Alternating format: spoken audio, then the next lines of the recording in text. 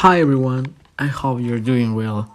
Thank you for joining me another edition of Vive la Vida, your favorite informative and educational program.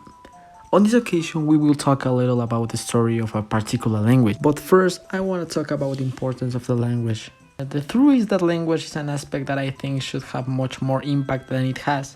This referring to what are issues related to the history of some of these, or simply being able to give them that importance they deserve so much. Yeah, I consider that, okay? But today it's time to talk about what is the story of a particular language, that in this case is Mandarin Chinese. Okay, so let's start. Well, in this case, the Mandarin Chinese is the most representative and spoken language of the People's Republic of China. It is an official and standard version of the dialect spoken in its capital, Beijing, now as Beijinghua or Beijinghua in Chinese. Although it is called Mandarin Chinese through the world, a name derived from the official of the imperial government who accessed their post after passing a series of exams based on the works of Confucius. The Chinese have other forms of qualifying depending on its location or historical relationship, so they refer to as it Baiwa or Pufonghua. And in this case, it's a term coined by Mao Zedong, an important guy who helped that. After the founding of the People's Republic of China, Hanyu Han language, majority ethnic group Huayu or Hayu, national language more used by overseas Chinese who live in areas of Indonesia, Malaysia, Singapore, or the United States, and also in Taiwan or simply Taiwan or Shenzhen.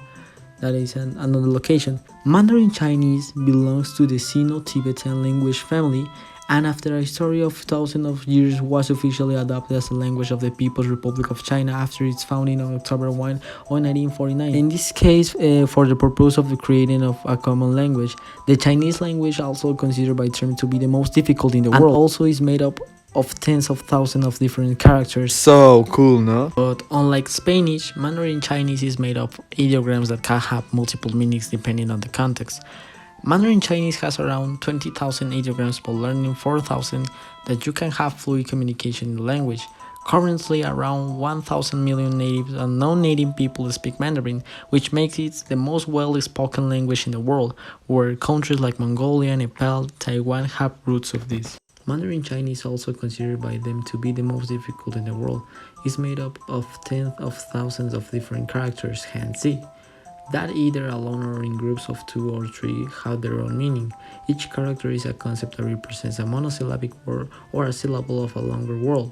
Its evolution has been constant and varied, though there are currently 2 different ways of writing characters. One is the simplified way used in China after the Cultural Revolution in order to be studied by the vast population and eradicate illiteracy, and another complicated or traditional way used primarily in Hong Kong, Macau, Singapore, and Taiwan. In Mandarin Chinese, verbs are not conjugated, nor are there past, present, and future tenses. Nouns are not declined, as there is neither feminine nor masculine nor neuter, nor do adjectives have to agree in gender and number.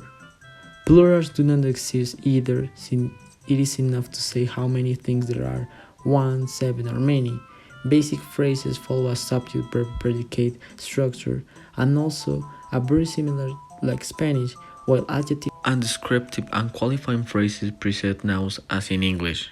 Chinese also has a copulative verb, she, that is the verb to be in Spanish, which does not change form with the tense, and also the person or the number and the letter constitutes an important advantage over the other language and its learning, since one can formulate many expressions as long as knows as a certain number of words and handles some grammatical rules that are really very simple. Regarding its oral conception, we can add that it is a tonal language, that it has a few syllable sounds that are repeated many times and that are distinguished from each other by their tone, which make it a special musical language. But honestly, I have to say that it has left me completely stunned. Without a doubt, it is to admire everything that Mandarin Chinese has achieved over the years, a language that without a doubt one day I would like to be able to learn. Thank you for your attention, and thank you for being here with me.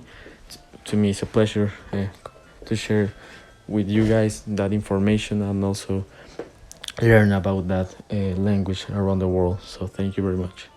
See ya.